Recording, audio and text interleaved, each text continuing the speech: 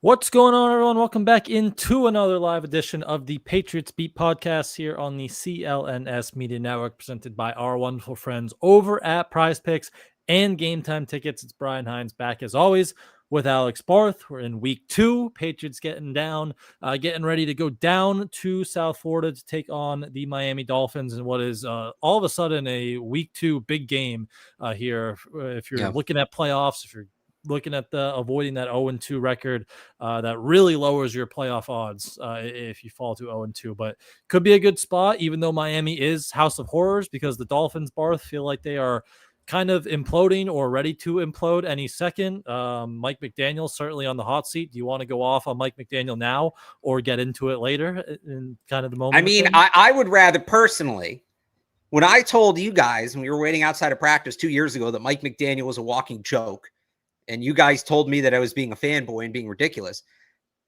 I've said what I need to say about Mike McDaniel. Some coaches are just coordinators, and that's what they are. And there's nothing wrong with that. And all right, the Dolphins gave it a try. You want to see if the coordinator can be a head coach? He can't be. He's not. It was clear from day one. He's not a head coach. And this is why, we don't need to relitigate this one too much, but this is why going goo goo gaga over the, as Evan Lazar calls him, the tight khaki pants offensive genius is not as clear of an answer as everybody makes it. Some of those guys can be good coaches. Kevin O'Connell, I think, is one of the best, if not the best coach in the league. Like, he's outstanding. For every Kevin O'Connell, though, you get 5 or 6 Mike McDaniels. And if people want to call me a hardo, call me a dinosaur for saying culture matters and leadership managers matters and managing the clock matters, go be Miami then. We look at all the motion. Woo! And how many games have they won? How many meaningful games have they won? So I think he'll be the first coach fired this year. He should be. I hope the Patriots are part of that and don't lose this game to a team that is teetering on the brink of total disaster. And I think he even said this week, I don't know how it can get worse. Can't get much worse. That's usually what people say in the NFL right before it gets much worse. The NFL, whoever you are, player, coach, fan, whatever, the NFL will always find a way to make it much worse. So I hope the Patriots don't fall into the trap. I know it's Miami, House of Horrors. It's been tough there. If you don't get them now, you're not going to get them. This is as good a chance as they've had in a long time. This Dolphins team is beat up physically. You wonder where they're at mentally. The head coach, I think, is in panic mode. It's just not a good scene down there. They should. I mean, we can get to and I don't think it's a guarantee that they win. Let me be clear about this. This isn't a guarantee that they win. This is a team that's in bad shape, and it's a good test for everything I just said about McDaniel and culture and all that. I mean, this is a good test of everything Mike Vrabel has installed. This is kind of a culture win. This is a character win. It's a division game. It's a place that's been tough to win. They do some things really well in the sense that, they match up with you well. Their speed is going to be an issue for you. Can you just go down there and grind one out? It does not have to be pretty. If they win 13-10, so be it. But this is the kind of game that a mentally tough team wins, because the Dolphins are not that. I think if you punch the Dolphins in the mouth early, they're going to tap out. But the Patriots have not done a good job of punching the Dolphins or any other team, frankly, in the mouth early as of late. They do feel like a team that's like the Dolphins that are looking to quit. And if you Right. put that first kind of blow on them, they might just kind of shrink up and quit. I think Tua said they already had a offensive only player meeting in after week one, which is absurd to be at that point already. They have, off-field stuff with Tyreek Hill going on. So they are a lot of injuries, like the whole side of the right side of their offensive line is banged up. So they are not in a good spot. But again, it's going to Miami. You haven't won there since 2019. It's going against Tua. You're 0-7 against him. Even Mike McDaniel, they're 5-1. Dolphins, Mike McDaniel 5-1 against the Patriots. So they do have that. It's not a gimme for as much as this Dolphins team does look like it is trending in the wrong direction. Maybe towards number 1 overall pick. Bad. We're getting to at this point. But I do think big picture for the Patriots, this is so important because mentioning if you go to 0-2, the playoff odds shrink to like less than 10%. I think since they went to the extra teams in 2020, it's only been like the Bengals in 22 and the Texans 23. It's a lot of extenuating circumstances, guys who were hurt, or like it's not just, exactly. oh, you were bad early and now you're in the playoffs. So it's, if you want to keep like a realistic shot for the playoffs alive here, it feels like you need this one. And I was going into the year saying, if you can get out of September 2-2, right? You have 3 home games. You go down to Miami. If you can get out of September 2-2, and then you assume week 5, Sunday night in Buffalo is a loss, you're 2-3, but then you get into that winnable stretch of games where it's like Cleveland, New Orleans, Tennessee. Like I thought that would be a good place to be at, but you lose to the Raiders, you fall to 0-2, and then it's okay. Like Pittsburgh looked pretty well. Carolina didn't look great, but you can't bank on just home games being a win all of a sudden for the Patriots, like a locked in win with their record the past few years. So it really feels like this one, I don't like to say like must win game, but like this is a very important game. It feels like all of a sudden for the Patriots. And if they lose this one, do the Patriots become the spiraling? Now it's a new core. That's the other thing. Like in Miami, part of the rant against Miami is just that it's that same real core group of players. And at what point, and look, these guys are professionals. I'm not saying that they don't have the drive. Obviously, they're in the NFL. They're tremendously motivated, truly competitive individuals. But at what point does it just kind of seep in where it's like, all right, we've been down this road before. We know what this is. It's all too familiar, right? The Patriots over 50% new on the roster, but starting 0-2 after what looked to be a strong summer, do you guys start questioning themselves? Yep. Yeah, would not be a good place to be in to lose this game. So let's talk about it. Let's get into some of the little details and stuff going on. I actually want to start defensive side of the football because maybe the biggest storyline of the week so far is the Patriots are back without their defensive coordinator, Terrell Williams. Mike Vrabel announced on Wednesday he's dealing with another health incident, which is not the same one that he missed time with the sprain with. So a new something popped up for Terrell Williams. They wanted to run some tests on. So obviously you hope all is good with him and his family and everything, but we are waiting to hear tomorrow. It sounds like Vrabel, who will tell us who was calling the defense. You would guess it would be either him or Zach Core, who the inside linebackers coach, who kind of called the defense in the spring without Terrell Williams. But Barth, do you think anything changes? We saw this high blitz rate, this very aggressive style with Terrell Williams. Like, do you think things will change if there is a new defensive play caller going against this Miami team this week? No, because it's that same Tennessee group. Core was there with Terrell Williams, with Vrabel in Tennessee for all those years. If Terrell Williams had been here years or just called play, first year defense coordinator, if we had a larger sample size, you might find some little different nuances between the two, slight difference in philosophies, but I think one game in is not enough for us to notice any subtle changes when you have two guys whose background is the same system. So maybe there's a departure. The reality is, at least in the moment, I don't know how much of a departure we'll know it is. Like, they're not going to suddenly start two gapping and playing the Belichick defense, right? It's going to be that same system. How different can it really be from only a 1 game sample size? Yeah, which, you're still trying to decipher what's game plan related, right? What's their general consensus. So let me ask you that. Like, you look at the 40% blitz rate in week 1, do you think that was game plan related, or do you think this defense is going to be that aggressive kind of throughout this year, no matter if it's Zach Core, Terrell Williams, Mike Vrabel calling plays? Like, do you think they are going to be blitzing at that high a level this year? And we'll again probably see that down in Miami if that's the path they choose to go down. Do you think that's, you were doing real or fake? We were talking about that stuff. Like, do you think that's a real thing with this defense, that they are going to be blitzing at a high rate this year? Yeah, I mean, I think it's real. Now, it works a lot better with Christian Gonzalez out there and kind of taking away one of those receivers, but I think that's the way they want to play, especially against this Miami offensive line. Like, this week, this line's banged up. They've got backups. They've got inexperienced guys. They got guys playing out of position. Maybe Cole Strange. Right, maybe Cole Strange, who just got there this week. And it's a very different offense than anything he's ever run before. Where is he going to be at if he gets in the game? And I think he's their third. They only have 3 true guards on the roster. Now, they have another guy who's only played tackle in the NFL who's expected to start at guard this week. So if you want to call it 4 guards, fine, and maybe that gives them the cushion from Cole Strange. Did they just sign Cole Strange as an intel thing more than anything else? If he hadn't played for the Patriots, is that a guy we'd realistically expect to play this week? Maybe because they're so banged up. But with the Patriots banged up on the secondary, like, you just got to get to Tua. You just got to get to him. And they should do a better job this week of getting pressure with 4 just based on the offensive line they're going against. I think that's part of it.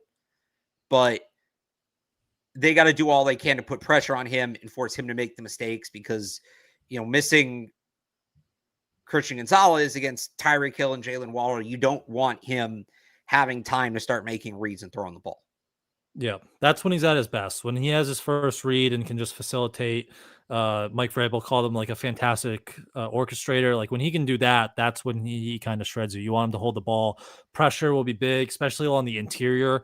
So you look at Milton Williams, who had a very good week 1. Christian Barmore, if he could, start looking more like that old Christian Barmore as he gets more and more working his way back. Like pressure on the interior is a big way to disrupt Tua in that timing. You go back to the Monday night game a couple of years ago, Vrabel, Tennessee, when they beat them. Like Jeffrey Simmons had a big game, I believe, and that interior really got after Tua in that one. So definitely pressure on the interior. Doesn't look like we'll see Keon White. He's missed 2 practices with an illness, so maybe more Kayvon Chason, and then obviously Harold Landry. He should have a big game going against the backup right tackle, so you want him to build off that one. But in the secondary, how you kind of matching up with all this speed? Again, doesn't look like we'll have Christian Gonzalez as well. He's missed both practices, still with that hamstring injury. So are you manning these guys up? Are you playing a little bit more zone to handle the speed down Gonzo, or what's your plan there back there? It's tough. It's tough. Ideally you'd go Christian Gonzalez on Tyreek Hill, probably Marcus Jones on Jalen Waddle because you need that speed, and this isn't as much of a Carlton Davis game.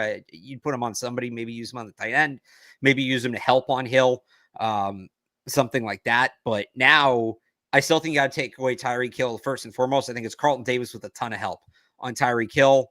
Carlton Davis on Tyreek Hill, and then Marcus Jones with help on Jalen Waddle is probably how I do it. And I don't think it's perfect, which again is why I think you got to get to Tua and you got to create pressure. That's going to be the best way to shut this passing game down to me.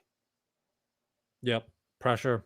Definitely the best. Take him out of rhythm. And I think the middle of the field, we talked last week, Patriots linebackers, like not great in coverage. Robert Spillane, Christian Ellis. Christian Ellis especially gave up like 6 catches, 60 plus yards. So I do wonder if you see a little bit more Marte Mapu, although he popped back up with that neck injury that either bothered him going back to last year. So maybe they just rely on Christian Ellis and Robert Spillane to have a little bit better of a game. But like the middle of the field is key against these guys. A lot of with that motion, a lot of in breakers. So you need better linebacker play specifically in coverage this week. Yeah, definitely. All right. Anything else? Defense? Anyone else you're watching specifically, looking at? Yeah, I'll just add this real quick. Adam Schefter just reported the Dolphins had a players-only meeting on Tuesday. You can't lose to a team that had a players-only meeting week 1. You just can't. You're not supposed to have a players-only meeting week 1. Yeah. Also, what does that say about Mike McDaniel? Already, they're just going on without him after week 1. So that's a tough spot to be in week 1. But let's jump over to the offense very quickly before we do that. Am I popping in and out here? I look like my camera is slow motion. A little bit. I don't know. I hope not. You sound fine. It's just a visual. Right. You're like audibly. You're let's fine. Power through. Hopefully, it says I'm hooked up on Wi-Fi here, so hopefully we're good. But let's take a quick break here from our friends over at Prize Picks because the football season is in full force. And Prize Picks is the best way to spice up the action. Barth, you and I make decisions every day, but on Prize Picks, being right can get you paid. Don't miss any of the excitement this season on Prize Picks, where it's good to be right. Prize Picks is simple to play. Just pick more or less on 2 to 6 player stat projections. And if you get your picks right, you could cash in, go across the whole league with Joe Burrow, more or less than 2.5 passing touchdowns, Josh Allen, more or less than 270 pass yards. We have Thursday night action tonight. If you want to jump over, should be a good game. Packers, Commanders. I believe there's even a special on Terry McLaurin receiving yards, more than 34.5 discounted. So you could throw that into your lineup and get a good head start. And of course, jump in with some Patriots players, Drake May, Travion Henderson, Stephon Diggs. We'll talk about all those guys and maybe put some of them into our lineups as well. And also, Prize Picks offers injury reboots.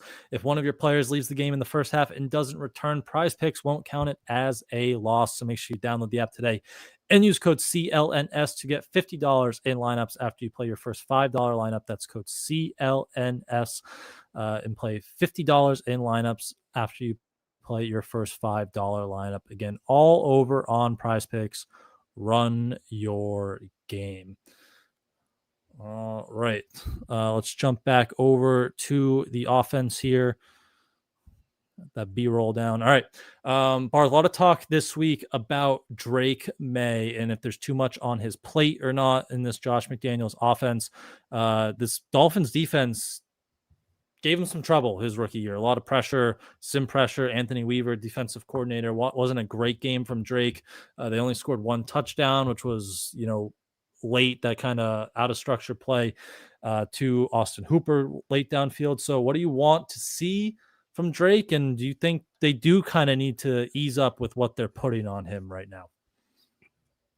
I don't know about easing up. Like, it's the only way he's going to learn this stuff is to do it. Unfortunately, just training camp and preseason games are so scaled back. You've heard me talk about this before. This is just where the NFL is at this point. I think that I just want to see him be consistent. That's old, and obviously play well. I know consistently bad. No, I want to see him play well, but I want to see him kind of hold level and be better than he was last week. And if he makes a mistake, and look, he might make a mistake. He's second-year quarterback.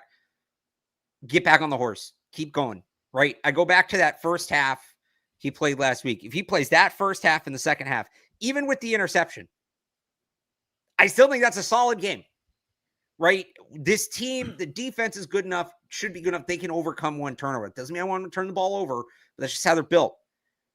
I don't want to see him, one, come out and play it safe and still look a little, in the shell from last week, or 2, if that mistake happens, suddenly clam up again. So that was the biggest disappointment for me. Obviously, the footwork needs some cleaning up. He mentioned feeling rushed on some of those throws. He just wants to get the ball to the open guy. You can kind of see it when you watch the film. Just set the feet and throw. Clean up the mechanical stuff. But a lot of that was in the second half. It was the first drive of the game, which he's talked about coming out too amped up in the second half. Everything between that was good. So just get into that rhythm, get settled down, play clean game, and don't get rattled if suddenly something doesn't go your way.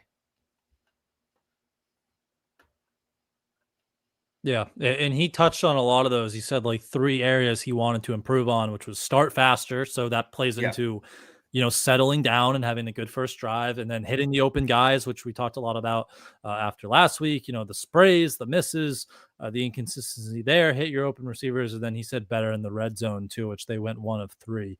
So those are kind of the 3 spots. Obviously, we talk about turnovers a lot, but I'm kind of with you. Like, this is the offense. Like, this is what he's going to be playing with. Josh McDaniels pretty emphatically said, like, no, we're not putting 2. And he got asked about it today, was very complimentary still of Drake, said he's going to be a very good player in this league. He's the right guy for this. So this is what he's rolling with. This is the offense, but I think this Dolphins defense will, even though their like number 1 corner over there is Jack Jones, right? Like, their secondary is pretty banged up as well. There should be some advantages in the secondary to make some plays through the air. I do think the fronts and just the looks they present will provide some good challenges, but they definitely need to help them more this week with the run game. which Josh McDaniels again said those guys need the ball more, and that's on me. He'll do a better job at that. So you saw the Colts have a lot of success with the run game last week. Part of that was they were up so much, so they ran the ball 40 times. But this should definitely be a spot where they can run the ball a little bit better than last week, and they should run the ball a lot more in the offensive line. Hopefully can get some movement up front against this Dolphins defense as well. Yeah, I'm with you're cutting it. You're cutting it out a little more there now, but yeah, they should be able to run the ball. It's a Dolphins group that struggled specifically in between the tackles last week. It's a group that struggled on runs to the right last week, which the Patriots did not do. I'm still here, and they're banged up front. They're without their starting defensive tackles, so they should not. They should run the ball. I think Brian's going to jump in and out real quick. They should continue to run the ball. They should continue to try to establish the run. Benito Jones, the defensive tackle, is out. They just have to keep at it. Like, if the first 3 carries aren't amazing, don't go away from it. Keep running the ball. And again, I want to see them run the ball to the right side more. Was some of that wanting to run away from Max Crosby? Maybe. But I think it's important they still do that. Brian, are you going out and in? We can still see you. So I'm just going to pull Brian down. He can bring himself back up when he gets back in, or we'll just end the show like this. So you had them moving defensive ends into the inside last week. You had them, there. If Jones can't go, and it looks like he's not going to be able to go, he hasn't practiced. It's going to be Zeke Biggers, rookie 7th round pick in there. Like, the Patriots should be trying to run the ball down their throat this week.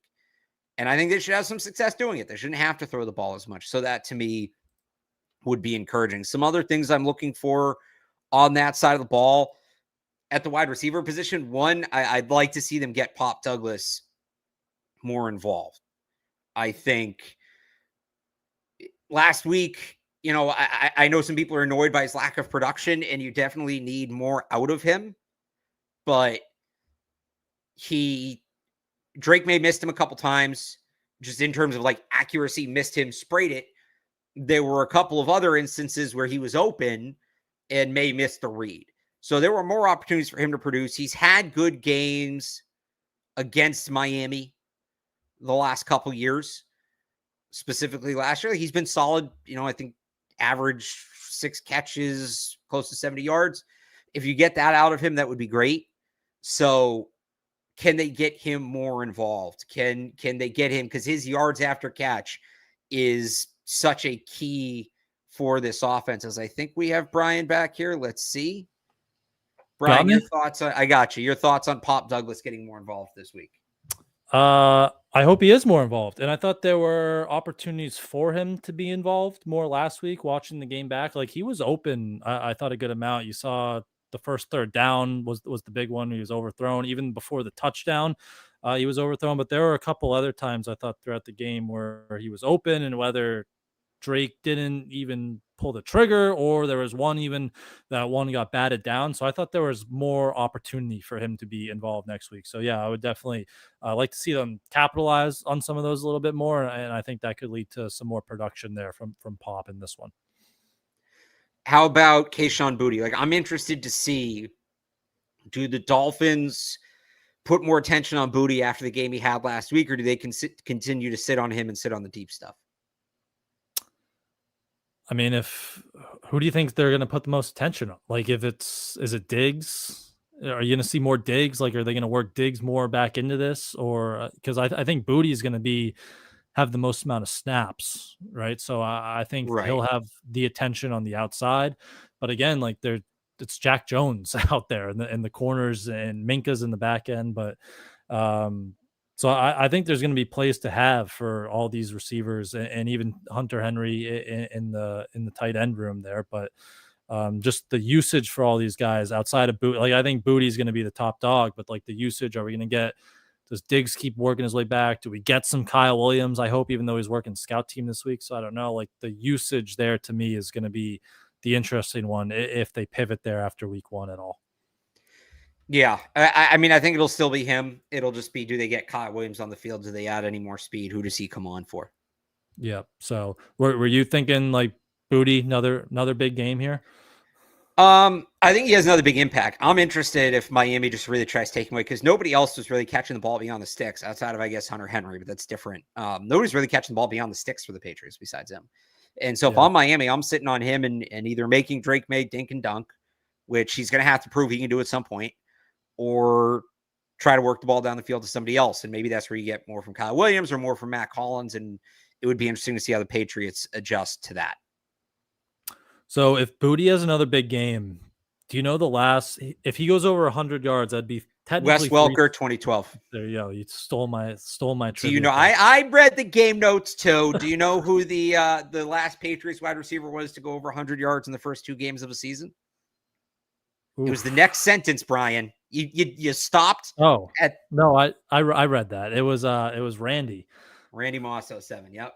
So I'll finish that stat because Booty ended last year, that Bills game, with 100 yards from Joe Milton. So technically he's got 2 straight 100-yard games. If he had a third one this week, he'd be the first one since Wes Welker in 2012 to have 3 straight 100-yard games. And then there you go. Randy was the first one to open a season with 2 straight 100-yard games. He actually had 4 straight 100-yard games in that 07 season. So that might be pushing it a little bit for Kayshon Boutte, 4 straight 100-yard games to open the year. But you'll see how the Dolphins kind of react to him. But I'm with you, more Kyle Williams, try to get him involved, especially if they are sitting on Kayshon Boutte, just add a little bit more vertical ability to this offense.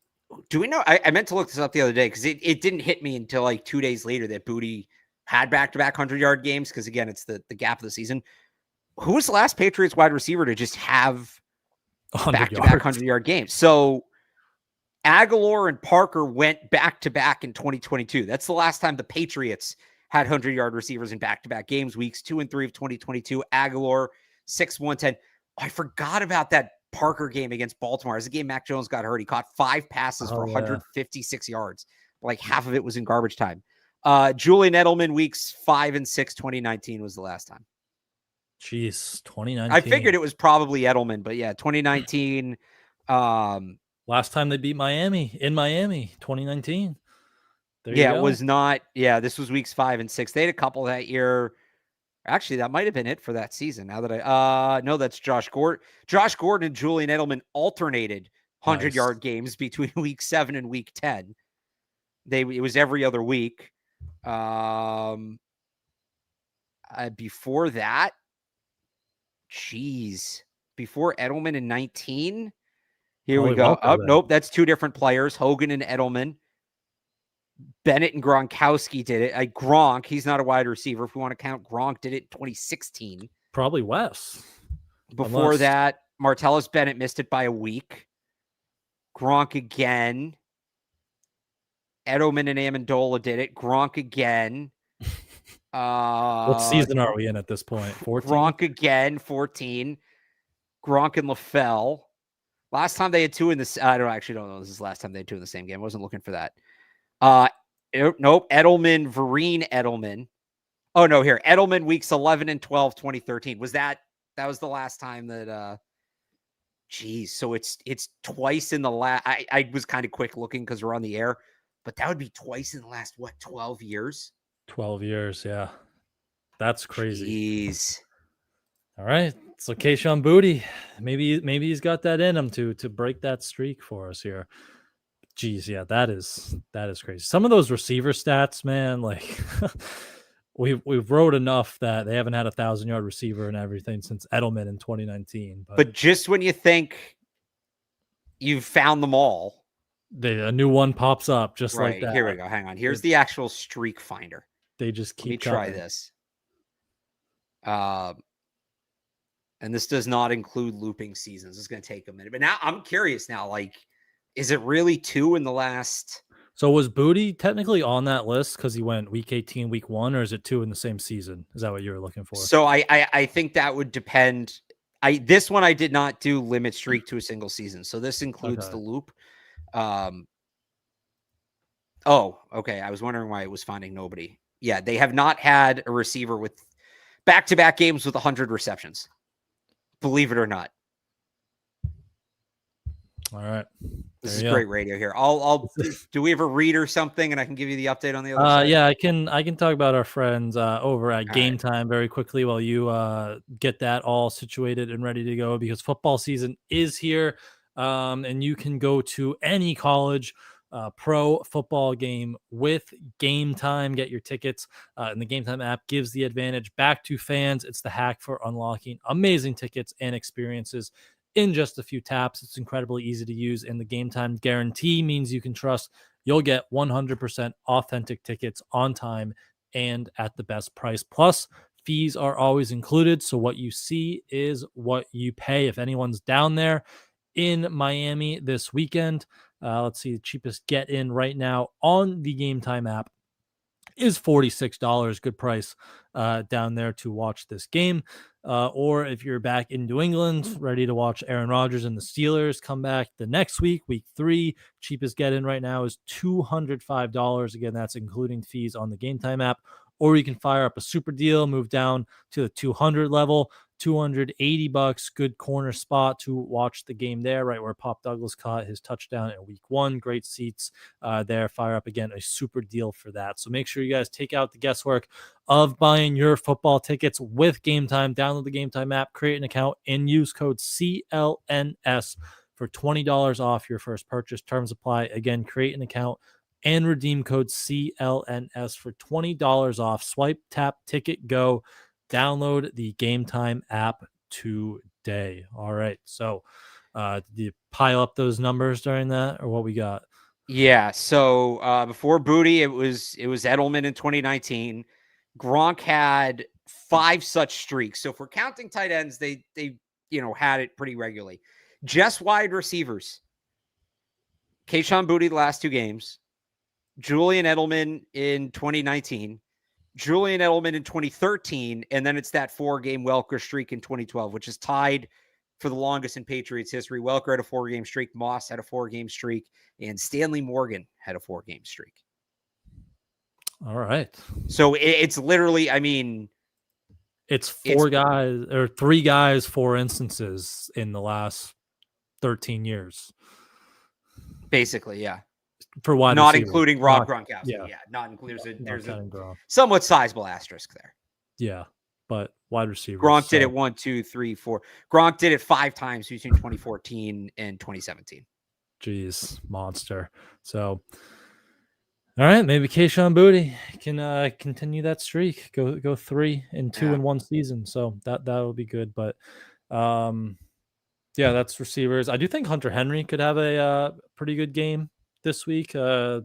Colts tight ends, they were open, a lot of sail routes. They had some success there. So maybe Hunter Henry, who was involved week 1, not saying he wasn't, but could see some more success there from Hunter Henry in the passing game. But the running game, we were talking about they want to run the football. They're going to run the football. Do you want to see that split change? Talking about usage, like, do you want to see a little bit more Henderson, Gibson, less Stevenson? Like, do you think they need to adjust that usage plan here moving on to Miami in week 2? I think proportionally they used the running backs the right amount. If anything, is Henderson leading the team in touches feels like a lot for his first game, but they do have to run the ball more. They can't get away from it. I was talking about it a little bit when you were off there. Just it's a banged up defensive line. Especially they gave up a lot of yards off the right side of the offense last week. That's something the Patriots didn't try in that game against the Raiders. They have to do more to develop the run game and establish the run game. And I think they will after what McDaniel said today. They should have more success with it, but they cannot give up on the run game as quick as they did last week. Yeah, and a lot of that falls back to the O-line. They struggled kind of getting some movement, so want to see better push, working up to the second level. You hope, like, they continue to build some continuity here. We should have the same starting 5, which is nice. So on the stunts and pass protection, combo blocks and stuff in the run game, you hope that gets a little better. They can get some more movement there. The one thing with the running backs, the usage wise, I hope they can get Travion Henderson going a little more downfield in the passing game, right? Like you saw all the touches the receptions. They were these screens or swing passes where I do think they can expose this Dolphins defense with the screen game because they do blitz a lot.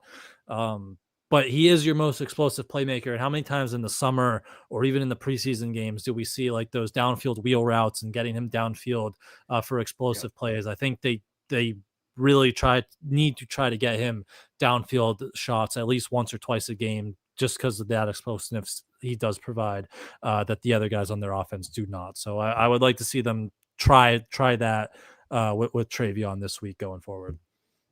Yeah, I'm with you on that. All right. Anything else offense? I think that's pretty much it. Yeah, I think that covers it. All right. So let's wrap up with special teams very quickly. Familiar stadium for Andy Borregales, which hopefully leads to better results in the kicking game after he had that early miss on Sunday. Someone in the chat here did ask you, Barth, should we be concerned about Bryce Behringer after kind of that? I'm guessing after that 21-yard shank to end the game that Mike Vrabel kind of called out. So any concern about Bryce here in year 3? I mean, somebody's pointed out like he tends to have those shanks in the big moments, which obviously isn't great. I don't know that I'm like overly concerned that they need a new punter, but he's got to be more consistent. Yeah, just consistency feels like the name of the game. Yeah. And it was definitely true his rookie year. I think he got better with it last year.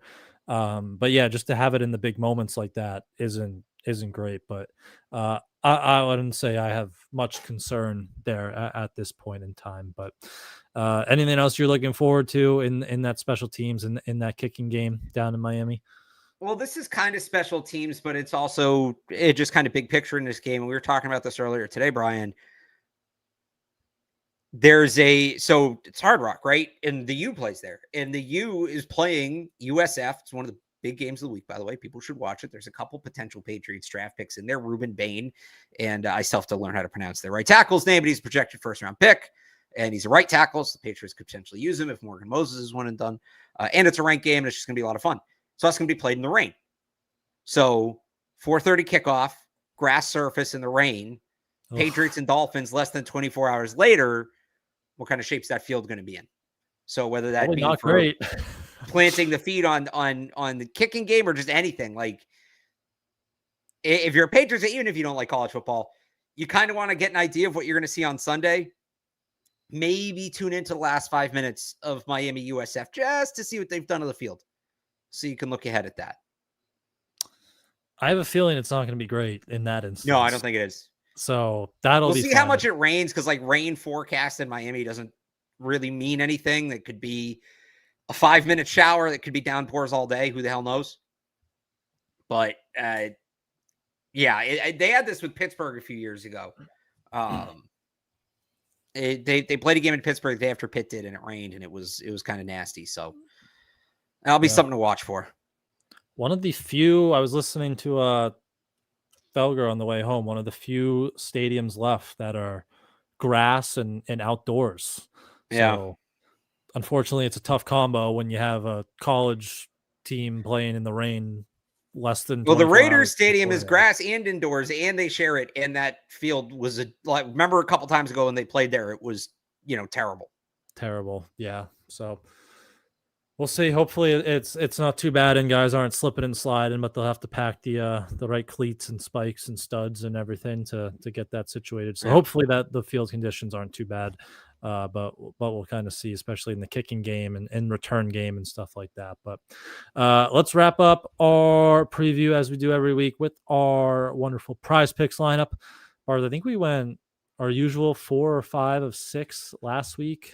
Missed one. And one of the misses was Aaron Rodgers, who decided to have like an all-time revenge game against the Jets. So he burned us there. But we did pretty well with our Patriots picks. So we'll start there. I think we have to go Mac Jones for our special one, right? Our 6th and final special one.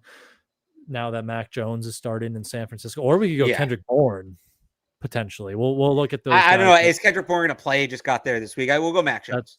That's true, but we'll start with Patriots.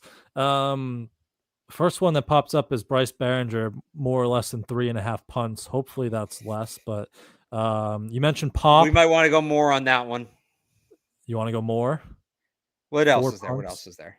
We'll come back. You mentioned Pop, 26.5 receiving yards. What else? 4 targets, 15.5 longest receptions. His receptions, it's just a goblin, so it's an easier payout. It's 1.5, more than 1.5 receptions. Oh yeah, I think he gets 2 catches.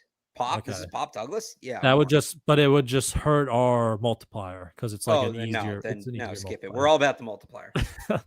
I kind of 26.5 receiving yards more, or more than 4 targets. The Dolphins have good slot corners. That's the thing. Like, it's going to be a tough matchup for them. They were using Mink in the slot a lot last week. All right, we can come back to that. Drake, 33.5 yards longest completion, 30.5 pass attempts, 20.5 pass completions, yards, 214.5 pass yards, 1.5 pass plus rush touchdowns. Do you think he can get? I mean, I think total he throws for more than 214 yards. 214 yards. We'll go more than that. Yeah. All right. We'll go more for Drake. They're gonna McDaniel's is gonna overcorrect. I mean, they're gonna run the ball. Let's get to the running backs here. All right. Let's find the backs. Mondre Stevenson, 10.5 rush attempts, 37.5 rush yards. 10.5 rush attempts more. More. Travion Henderson, he 6.5 rush attempts. More. He had more than that last week, and they refused to run the ball. True. Oh, that's a. Oh no, that's he didn't. He had 5. That's a gobble. That's an what do they have touches for Travion Henderson? They have. They usually do. They have fantasy score 35.5 rush yards. Yeah, but we don't know if the fantasy score is PPR. Yeah, do we ever figure that out? I think we did, and it was PPR, but I can't confidently answer that. Do you like 54.5 total yards? More than that? Yeah. Yeah. Okay. Well, we'll throw that in there. Receivers, they Diggs, Hunter Henry, Booty, Mac Hollins. What do they have for Hunter Henry? 34.5 receiving yards, 5 targets, 16.5 longest reception. 5 targets, not 5 catches, 5 targets? 5 targets. I mean, if they're going to take Kayshon Boutte away, Hunter Henry's the next security blanket. I might go more on those targets. He had 8 last week, didn't he? I think. So it sounds right. I think he went 4. I think he went 4 of 8, so we can go more than 5 targets there for Hunter Henry. And then we need one more before we go to the Niners. So what do we got for the Dolphins? We should take one from the other team. Oh, right? Yeah, true. Dolphins. Good call. A-Chain, 14.5 longest rush, 14 rush attempts, 57.5 rush yards. Jake Bailey, more or less than 3.5 punts. Ooh. Should we go more on that? Do you think? How much do we think the Dolphins offense is really going to fall apart here? They've not punted against the Patriots at all the last few matchups. Do we just go less? Do we go less than 3.5 punts? Sure. You want to go less? Let's go less. They'll get a turnover. Let's say they get a turnover. All right, and then we'll end with Mac Jones here. We'll see what they got. Only 3 options. Oh boy. 203.5 pass yards, or and who they play Jacksonville, right? The Saints. Oh no, there's some other options. Interception. More or less than half an interception. I feel like Kyle Shanahan's going to play it super safe. So we want to go. What was the total attempts? They don't have attempts. The 3 regular ones for Mac is the interceptions, pass yards, and longest completion more or less than 33.5 yards. Oh, I think we go less on that. Less. He's just going to have him hitting stuff underneath all day and just picking up after the catch. Yeah. It would have to be someone just absolutely breaks one. But that's true. That counts out. That's not air yards. Yeah. What was the passing yards? 203. You know what? The Saints suck. Go more on that. Putting your faith in Mac Jones. All right. Yeah, maybe I shouldn't do that. You got a thought on any of those? Or I mean, 203 is not many pass yards. Look, one of two things is going to happen. Either Kyle Shanahan wants to show Mac Jones off because he knows he's right, and Mac Jones throws the ball over the yard and they win, or Kyle Shanahan's not right. It gets ugly quickly, and Mac Jones picks up a bunch of yards in garbage time because they're behind. All right. Like, I think statistically, Mac Jones is going to have a good game. How much will that matter? Like, if he throws for 250 yards, but 100 of them were in the fourth quarter when they were down 3 scores because he threw a couple picks, that, you know, we still win, but that's not a great game for Mac Jones. So I'm with you. 203, more than 203.5 pass yards. Yeah. It doesn't have to be a pretty 203.5 passing yards. I don't think it will be, but it just has to be 203.5. They don't get you don't get better odds for style points. So exactly. So here's our lineup. Drake May, more than 214.5 pass yards. Hunter Henry, his targets more than 5. Mondre Stevenson, more than 10.5 rush attempts. Travion Henderson, more than 54.5 rush plus receiving yards. Jake Bailey on the Dolphins, less than 3.5 punts. Big special teams revenge game for the Dolphins. Jake Bailey and Joe Cardona over there. So Jake Bailey less 3.5 punts. And then Mac Jones, New Orleans, San Francisco, more than 203.5 pass yards. That is a 6 out of 6, 40-time multiplier. So if you play $5 there, like you sign up, use promo code CLNS, play $5, you get $50 instantly. So if you put $5 on that lineup, you win $200. If you want to put the full 50 on that, you get $2,000 winnings if we go 6 for 6 there.